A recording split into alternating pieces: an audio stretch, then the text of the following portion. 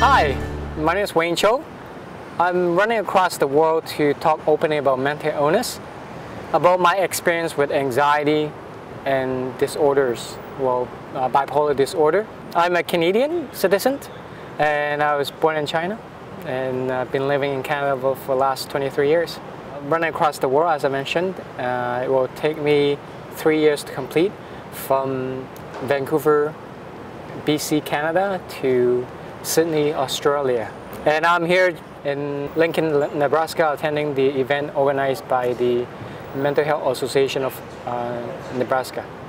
I ran a bit over 3,000 miles now. I know I took the long route, and I got another 1,500 miles to go before I reach New York, the end of my run in the US. And running in the US has been a very interesting and inspiring experience. Well, I have anxiety. I basically had it all my life. I didn't know it until I went back to school to study psychology, and that's when I find out about my diagnosis. At that point, I had to work on my perception of the stigma with mental illness. And once I realized that mental illness affects at least 20% of the population, then I wanted to do something. I want to let people know that it's common and we shouldn't be ashamed of having it, and we should get the proper treatment as early as possible.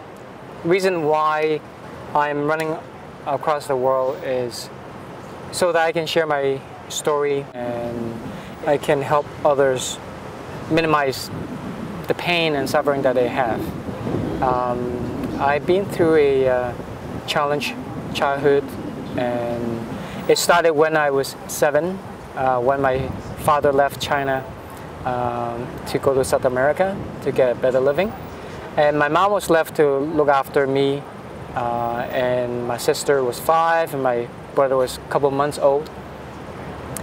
So she was busy and also had to look after the farm, 4 acres farmland. She was busy and she didn't have much time for me or my sister, and I felt neglected. And also when she was stressed, she would punish me physically. I guess I wasn't being the greatest son. I just want to play. I was 7 years old, and she expected me to help. So I was getting beat up quite a lot, and I was feeling really miserable. I started grade 1 when my father left, and for the next 4 years my performance in school was just going downhill. We finally met up with my father in South America 4 years later when I was 11. But my father was a changed man. He smoked a lot, drank a lot, fought with my mom, and when he got upset he also beat me up as well. So at that point I was hopeless. I was new to the country, I didn't speak the language, and I had no way out.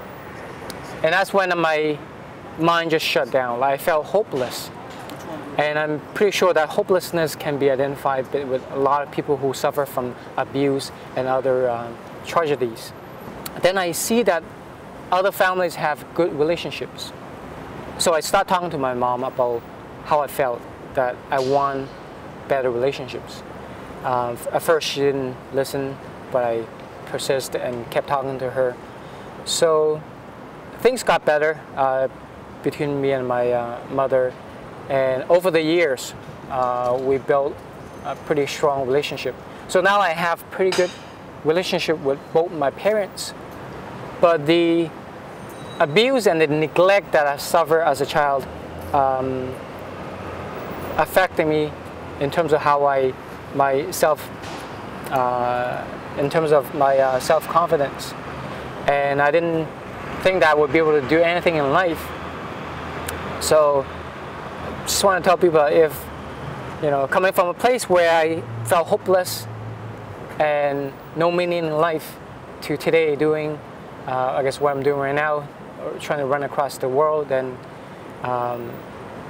anything's possible, and just take it one step at a time. and you can live the life that you want to live. Also, get help as early as possible. Look for help in great organizations such as the Mental Health Association of Nebraska, and just get help and don't be ashamed of the illness itself.